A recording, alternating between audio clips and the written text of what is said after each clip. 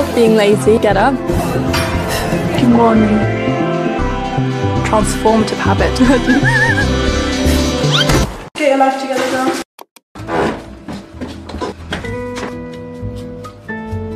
Good morning. First of all, I want to say you don't need to wake up this early to get your life back together. I'm only waking up this early because this is my sleep schedule regardless of studying, getting my life back together or lazing around. So you do you.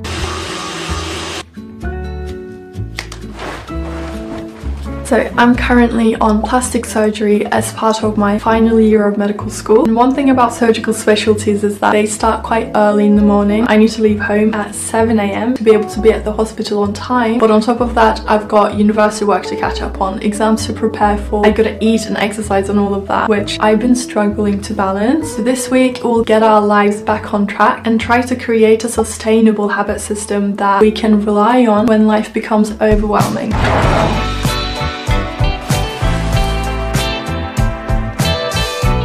I know I need to clean up the mess in this room, but I needed to prioritize my tasks, so we're going to the library first.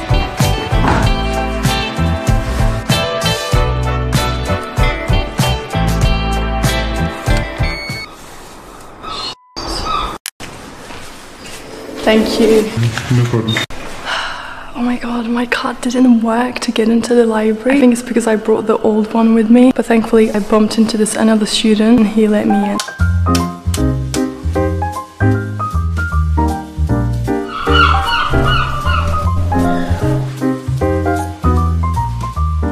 I want to share one simple but transformative habit I've been trying to integrate into my life, and it's called the frog habit. The idea is that you start your day by tackling the most difficult tasks on your to-do list. By doing this, first of all, you get out of the way, and also you feel more accomplished and motivated to do the smaller tasks that follow. It's called the frog habit because Mark Twain said, if it's your job to eat a frog, it's best to do it first thing in the morning. And if it's your job to eat 2 frogs, then it's best to eat the biggest one first. For me right now, the biggest frog I have to eat is preparing a case on a patient I saw who had a breast reconstructive surgery due to her breast cancer, because in a bit I'll need to present the case to the surgeon to get it signed off.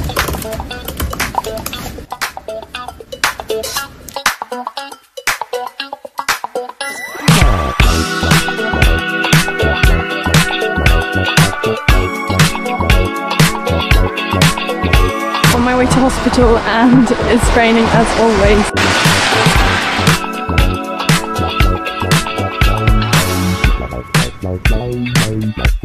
I just got back from the hospital, we had some teaching, and I've been successfully signed off from the 6-week block of plastic surgery. Yay! Now it's time for the fun stuff, which is cleaning, and none of my flatmates are home, so we can blast some music.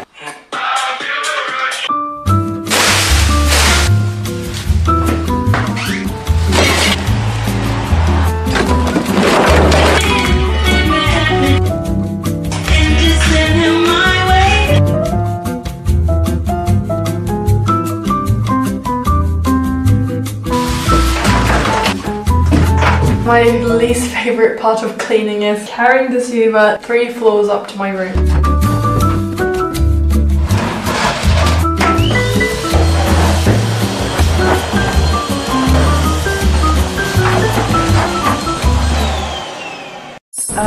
Pistachio macchiato. That would be 425. To me, the key to getting out of a slump is actually just stop being lazy, get up and do it. As simple as this sounds, we have our emotions and limits. Life happens and we can't plan for everything, but we can reflect and learn from anything in life. Sometimes I feel incredibly overwhelmed, but journaling about the situation and my emotions helps me learn and move on so that I can be my best self for my goals in personal and professional life. Big thank you to Day One Journal for sponsoring this portion of the video. Personally, I like journaling in the format of a letter to my future self and take photos to remember my exact exact state. I got some letters from when I was 15, but they're just so disorganized. Some are in my notes app, photos get lost in my camera roll. So I love that Day One journal has everything in one space. With a premium account, you can add as many photos and videos to your journal as you like. Go to dayoneapp.com/Zeliha for this. It's also so easy to search for anyone's name or word and relive those moments. If you're interested or you want to support the channel, go to dayoneapp.com/Zeliha and use code Zeliha to get a 2-month free trial with Day One Journal Premium.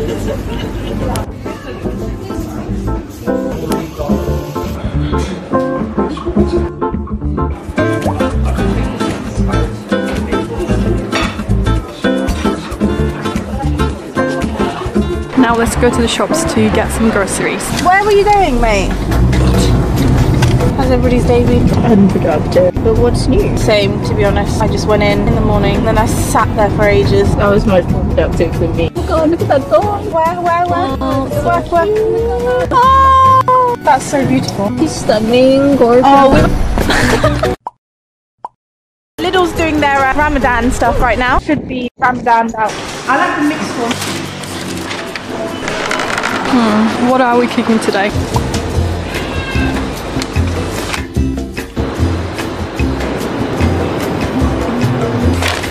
I can't find my stuff. You could get a shot of me getting some spinach.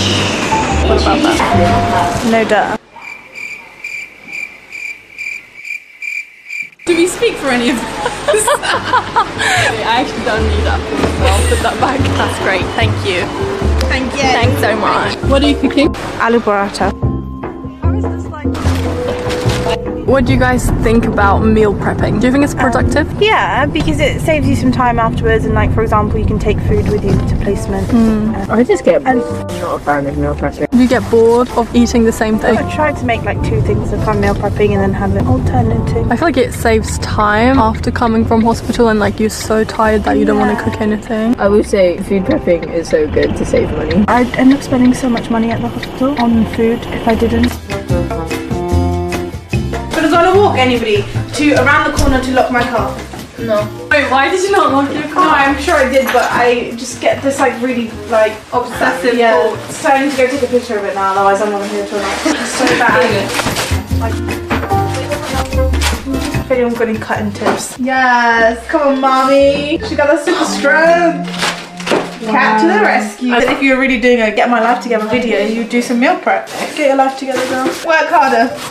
I will. You know what you could do? You should go to a cafe and pretend like you're getting your life together. Nothing makes me feel like I have my stuff in order than when I'm sat at a cafe with a drink. I was doing that this morning, but then you were like, we need to go to the shop. But True. after Restila bullied me into it, we're meal prepping for the week in advance. Once I moved out of home for uni and my mummy wasn't cooking for me anymore, I've noticed how much my diet affects my mood and energy. I don't always have time to cook every day, so bulk cooking saves time and money, and it helps me eat nutritious meals every day. It's like a video.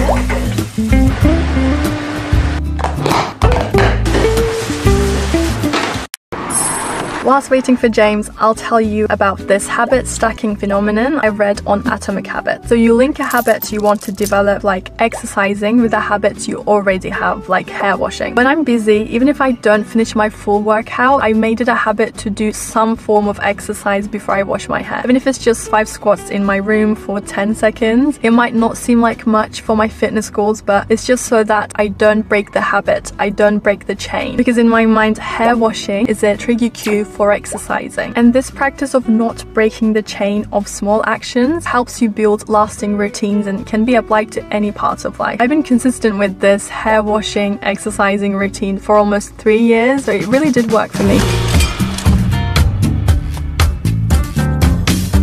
We're on our way to the gym. To be honest, for me, once I get busy, the first thing I drop to save time is exercising. Yeah, I do the exact same thing as well. Things have been so busy recently, doing like a research project and running CMF and stuff. I need to get back into it, it's really important. Yes, we are getting back to it.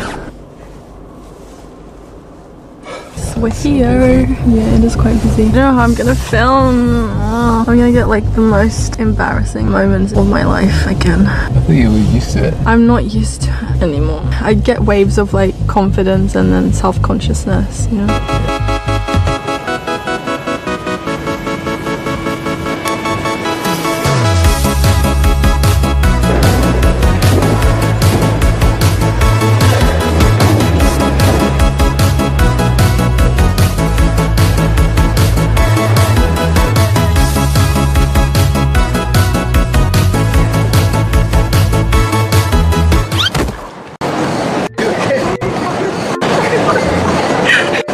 I've been like too up in my head.